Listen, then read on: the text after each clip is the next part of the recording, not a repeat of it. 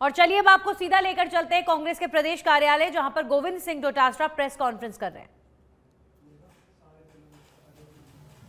यानी जो विकास के काम होने चाहिए थे वो सारे के सारे उस परिपत्र से, उस पत्र से, उस सरकारी वित्त विभाग के आदेश से आज की तारीख तक भी वो होल्ड पे हैं। एक भी कार्य उनमें से शुरू नहीं हुआ है। 12 महीने हो गए। आप महीने भर होल्ड पे रख लेते, 2 महीने रख लेते, 3 महीने रख लेते, 4 महीने रख लेते।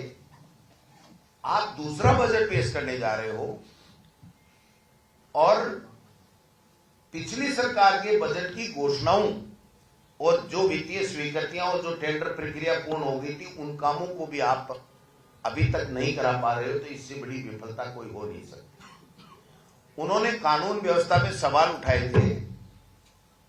आज कानून व्यवस्था छिन्न छिन्न है, कोई पूछने वाला नहीं है। नाबालिग बच्चियों के साथ बलात्कार हो रहे हैं, SC ST के साथ में अत्याचार हो रहे हैं, माफियागिरी हावी है। भूमाफिया हो, चाहे खनन माफिया हो, चाहे बजरी माफिया हो।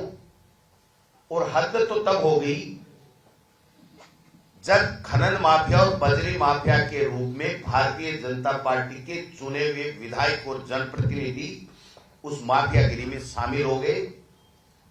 और इस बजट में जब राजस्थान की विधानसभा में आएगा सत्र, तो हम लोग बताएंगे कि केवल अवैध बजरी करने के लिए सड़कें स्वीकृत की गई, जिससे उन विधायकों या उन विधायकों के लोग बजरी खनन कर सके आराम से और अवैध बजरी निकाल करके अवैध तरीके से धन कमा सके। तो मैं निवेदन करना चाहता हूं कि जो काम इनको करना चाहिए था, हमारी सरकार के समय 25 लाख का इलाज था। आज कोई इलाज नहीं, वही योजना चल रही है, लेकिन उस योजना का लाभ नहीं मिल रहा। 5 लाख कर दिया 25 लाख। RGSS में कर्मचारियों को कोई इलाज नहीं मिल रहा है। प्राइवेट ने तो तकरीबन बंदी कर दी कि भैया RGSS में हम इलाज करेंगे नहीं, हमको पैसा नहीं मिल रहा है। आज जिन बेरोजगारों को उन्होंने इंगित कर करके हम पे आरोप लगाए थे, उनके लिए न कोई नौकरी है, न बेरोजगार भत्ता है। जो नौकरियां 1 लाख की मुख्यमंत्री जी ने घोषणा की, मैं पूछना चाहता हूं मीडिया के माध्यम से, मुख्यमंत्री जी आप बता दीजिए एक दिन सामने होके कि आपने कितनी विज्ञप्तियां निकाली। और सवाल उठाना, हमने पेपर लीक रोक दिया। आपने पेपर लीक कराया ही नहीं, और पेपर करा करके नौकरी दे दोगे, पेपर लीक नहीं होगा तो हम खुद धन्यवाद दे देंगे कि बच्चों के साथ में आपने ये ठीक काम किया। लेकिन आज की तारीख पर आप बैठे बैठे वाई वाई लूटना चाहते हो। ये कहते हैं कि साहब हमने दोषियों को पकड़ लिया। मैं कहना चाहता हूं, आंकड़ा आपके सबके सामने हम लोग रख देंगे कि जितने कड़ा कानून हमने बनाया, इनके किसी स्टेट ने नहीं बनाया, केंद्र ने नहीं बनाया पेपर लीक में। और जितने लोगों को हमने पहले पकड़ा, उससे ज्यादा ये नहीं पकड़ पाए। जो हमने चिन्हित कर दिए थे, लेकिन जो एब्सकॉन्ड थे, जो बाहर भागे हुए थे, भगोड़े थे, उनमें से कुछ लोगों को पकड़ा।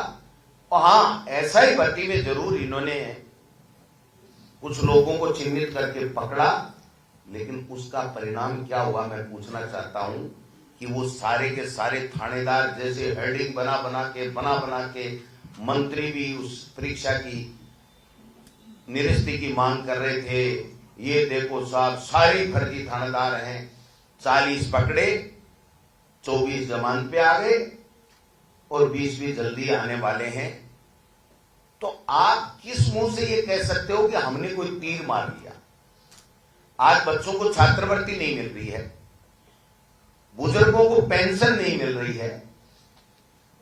अन्नपूर्णा रसोई नाम तो बदल दिया इंदिरा रसोई का, लेकिन वहां पर खाना नहीं मिल रहा है। तो मैं समझता हूं कि ये सारी की सारी चीज, बिजली, आप बताइए फ्यूल चार्जेस वापस बढ़ा दिया आपने, नए कृषि और जो घरेलू उपभोक्ता हैं उनको आप वो छूट नहीं दे रहे हो जो हमारी सरकार के समय दी गई थी।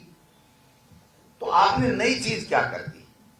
ईआरसीपी देश के प्रधानमंत्री जी के स्वयं श्रीमुख से बोली हुई बात है कि हम इसको राष्ट्रीय परियोजना घोषित करेंगे। केवल नामकरण चेंज किया।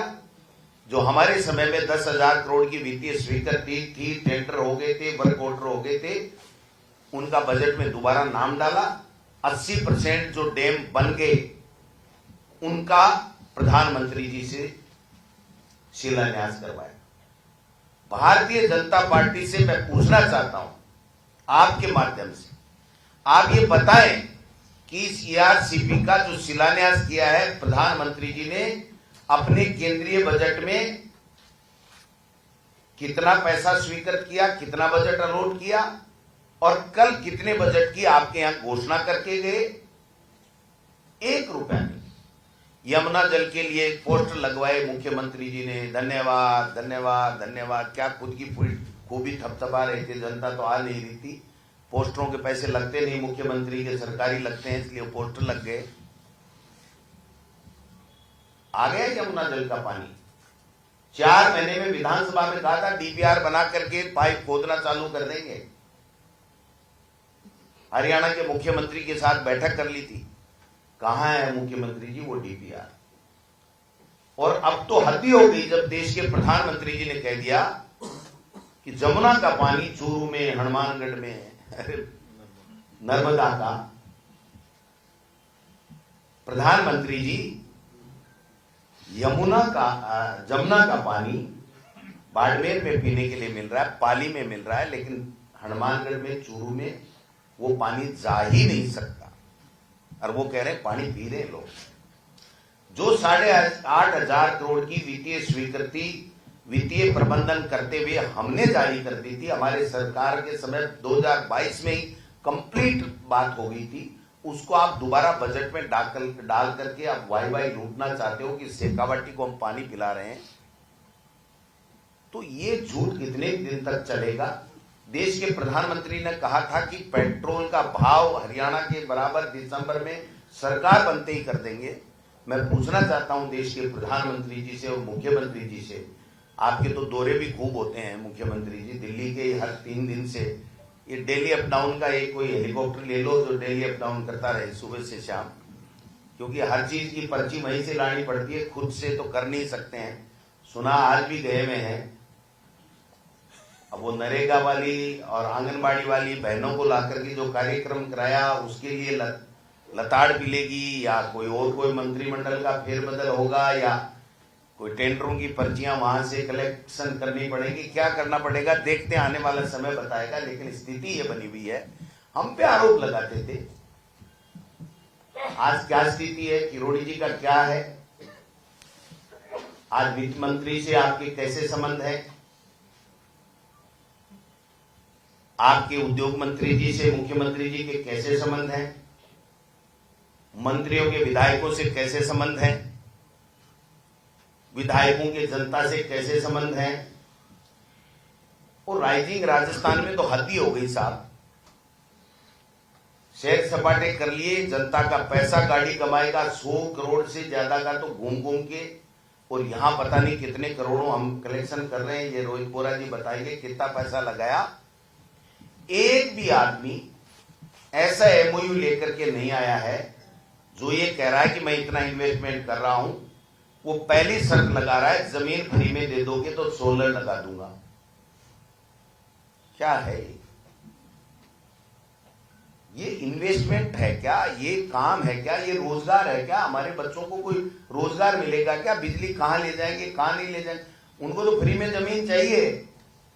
और एक खेल और समझ में आ रहा है इस राइजिंग राजस्थान में कि कुछ बीजेपी के नेता ने रजिस्ट्रेशन करा रखा है कि जमीन अलॉट करानी है, रजिस्ट्रेशन करा लिया हमने, इसलिए फ्री में या सस्ती में डीएलसी रेट पे जमीन मिल जाएगी तो हम भी कोई छोटा मोटा उद्योग लगा लेंगे। भाई ये राजस्थान की संपदा है, इसको लूटने नहीं देंगे, चिंता करने की बात नहीं है। विपक्ष पूरी ताकत के साथ में आपके काले कारनामों को उजागर करेगा, आपके कच्चे चिट्ठे खोलने का काम करेगा, आपके घोटाले खोलने का काम करेगा। मैं इतना ही निवेदन करना चाहता हूं कि किसानों के साथ में जो धोखा चल रहा है, वो जो धोखा है, डीएपी दी नहीं, 2700 रुपए गेहूं के दिए नहीं, लोन ऋण देने के लिए और नहीं चुकाने वाली बात किरोड़ी जी कही चुके के साथ चुकाता नहीं है, इसलिए इनको किसान को लोन देना ही नहीं चाहिए। तो फिर किसान के साथ में आप 3 साल से 2.5 साल से पहले बॉर्डर के ऊपर बैठाया, फिर समझौता किया, फिर देश के प्रधानमंत्री ने माफी मांगी और आज उनको अपने लिखित समझौते के बारे में पूछने के लिए भी जाने की इजाजत इनको नहीं है। शिक्षा विभाग में तो बहुत ही शानदार काम चल रहा है, क्या कहूं शिक्षा मंत्री जी के लिए, तो इसी को रखना, इतना ही कहूंगा।